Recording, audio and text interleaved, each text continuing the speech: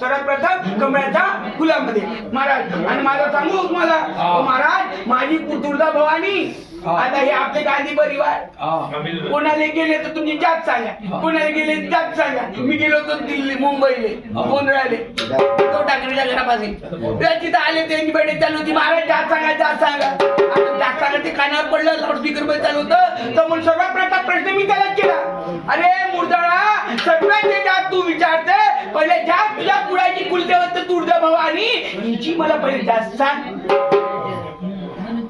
तो सांगू शकला का? अरे त्या मुर्दड्याला त्याची जात नाही माहिती, तो का सांगत? त्याची जात नाही माहिती त्याला त्या राहुलानी. तर तो सांगेल तर भवानी गोलीबार आम्ही असं ऐकलं आहे तर भगवंताला काही जातपत्र राहत नाही, भगवंताला काही जातपत्र राहत नाही. जन्मापासून महाराज तर मृत्यूपर्यंत एकच येते, म्हणजे आपली जात आपल्या सोबत येते, बाकी काही सोबत येत नाही. म्हणून पुणे भगवंताची पूजा करते तर काय करावं लागते? संकल्प.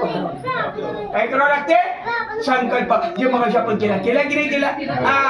नाव, इष्टदेव, कुलदेव, गोत्र, तुमचं आडनाव, कुळ आणि तुमचं माम कुळ याच्या नावाचं काय केलं आपण? संकल्प केला आणि भगवंताला सोपवून दिला आणि नंतर सुरुवात केली भगवंताची आहे की नाही. मग जन्मापासून मृत्यूनंतर काय येते सोबत आपली जातक येते. म्हणून आता सुरुवात करतो आईपासून, कारण मूळ म्हणजे कोण आई. म्हणून सर्वात प्रथम मुलगा जन्म घेतो तर प्रथम नाव कोणाचं घेतो मामा मामा करते.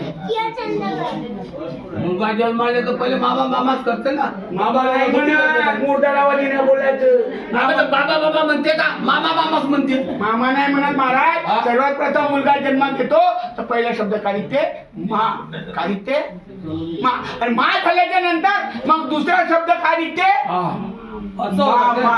काऊन म्हणते मामा? बाबा कोण नाही म्हणत, त्याच्या मात करायला अरे मामा होता म्हणून आई आली, आणि आई आली म्हणून दोघांना हळद लागली, आणि दोघांना हळद लागली, दोघांचं लग्न झालं. आणि साक्ष काय होती? अग्नी. आणि अग्नीच्या होती किती फेऱ्या मारल्या? अबे तेव्हा कुठं साक्षी अग्नी होती आणि कुठं का होतं. मातीचं बौल द्यायचं लग्नाला मी आलो होतो. मातीचं बौल बनवलं, 2 खुर्च्या टाकल्या आणि तिथे करंग पकडली, झालं लग्न. त्याचं होतं पहिलं यायच्या लग्नाला. बोल पाहिलं. आता बोल म्हणजे काय करत होती? दिवा होता लहानसा. आणि दिवाले काय पेटली? जोत. आणि जोताले काय पेटली? अग्नी. आणि ते होती साक्ष. आता अग्नीच्या भोवती किती फेऱ्या मारल्या? 7 फेऱ्या मारल्या. त्याला म्हणतात सप्तपदी. काय म्हणतात त्याला? सप्तपदी. आता तुम्हाला मारणार आता सप्तपदी मारणं म्हणजे 7 जन्माची गाठ घेणं, 7 वचन घेणं, त्याला काय म्हणतात? सप्तपदी. सप्तपदी घेतल्याच्या नंतर भगवंताच्या लिस्टमध्ये तुमचे नाव लिहिले जाते. काय? हे मुलगा, ह्या नवरी, हे नवरी, यांच्या दोघांचं लग्न झालं. 7 जन्मापर्यंत तुमची गाठ बांधली, त्याला म्हणतात ब्रह्म गाठ. आणि ते मग तुम्ही कोणती योनी घ्याल तर तुमची पत्नी कोण होईल? तीच होईल. म्हणून जाऊ द्या. मग आता मला सांगा महाराज, माझी तुळजाभवानी कशाची? साधी सुधी भोळी फाबडी माझी तुळजाभवानी आणि जातीवंत ब्राह्मणी. काय कोणा जातीची? ब्राह्मणी. ब्राह्मणी. आणि पहिले अदर कास्ट लव्ह मॅरेज लग्न केलं तर माझ्या तुळजाभवानी. काय झालं? अदर कास्ट लव्ह मॅरेज लग्न केलं सर्वात प्रथम तर माझ्या तुळजाभवानी. हे आपल्याला माझ्या बाबा, तुम्हाला माझ्या काळजी. आम्ही आले काय पत्रिका नाही दिली, मला तो पत्रिकाच नाही दिली, आणि याने बी नाही दिली मला पत्रिका. मला काल माहिती आपल्याच नातेवाईकाच्या लग्नाला जाते. तिलाच्या घरी तर तेलाच्याच लग्न, कुणब्याच्या पुरीचे लग्न कुणब्याच्या पोरासोबत, मांगाच्या पोरग्याला मांगाची पोरगी, माळ्याच्या पोरग्याला तर माळ्याची पोरगी. पण मी या लग्नात नाही जात. लग्नात जातो भगवंताच्या लग्नात जास्त जातो, आणि त्यांच्यासोबत त्यांच्या सवारीला बी घेऊन जातो. कधी जातो सवारीला घेऊन जातो कधी त्यांच्या भगवंताच्या सवारीला घेऊन जातो. म्हणण्याचं तात्पर्य असं, माझी तुळजाभवानी जातीवंत ब्राह्मणी. मग तुळजाभवानीचे पती म्हणजे कोण? लग्नाला लग्न केलं जातं ना. यायला माहित आहे, यायला माहित काय? यायच्या घरची भवानी आहे, यायच्या घरची भवानी आहे, यायला माहित असं ना. खूप महत्वाचं आहे, खूप महत्वाचं आहे. मग आता पहा, म्हणून माहित नाही महाराज, म्हणून आपल्याला निमंत्रण दिलं, म्हणून आपण आलं तर आपलं कर्तव्य काय? समजून सांगणं. दुसरं कोणी नाही सांगत. म्हणून ते सांगतो, कारण माझी तुळजाभवानी जातीवंत ब्राह्मणी. आणि तुळजाभवानीचं लग्न कोणासोबत झालं? तुळजाभवानीचे पती. पती. नवरा. परमेश्वर, नवरा, नाथ आणि हजबंड. इंग्लिश मध्ये, मराठी नाही समजत लोकांना, इंग्लिश लोक समजते. का? हजबंड, पती, परमेश्वर, नाथ. आणि मराठीमध्ये नाही मग त्याला प्राणनाथ म्हणते. प्राणनाथ. आणि मराठीमध्ये माझ्या देवीच्या भाषेमध्ये त्याला काय म्हणते? धनी. धनी. धनाचा धनी. काय म्हणते तिला शुद्ध मराठीत? धनी. धनी म्हणजे पती परमेश्वर. आहे का नाही? लगीन झालं ना. आता मग माझ्या तुळजाभवानीचे पती परमेश्वर कोण? त्याला विचार, मागचे गोंधळ तुमचा चालू आहे ना, तुम्ही सांगा तुमच्या भवानीचे पती कोण आहे? अरे तिच्या गळ्यामध्ये मंगळसूत्र, मगाशीने सांगितलं मी, तिच्या गळ्यामध्ये मंगळसूत्र, पायामध्ये जोडे, म्हणजे तिचं लग्न झालं. मग तिचं लग्न झालं तर कोणा माणसासोबत गेलं? का कोणा भगवंतासोबत गेलं? माहिती पाहिजे का नाही माहिती पाहिजे? मग माहिती करून घ्या आता.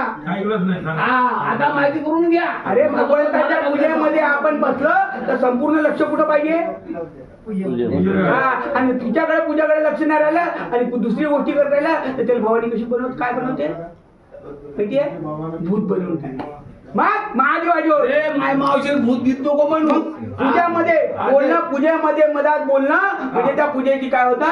पूजा भंग करणं आणि पापाच्या भागीदार होणं. आणि पाप त्याच्या हाताने झालं त्याला भवानी काय करते? भूत बनवून टाकते. मग 4 खांदेकरी, हा.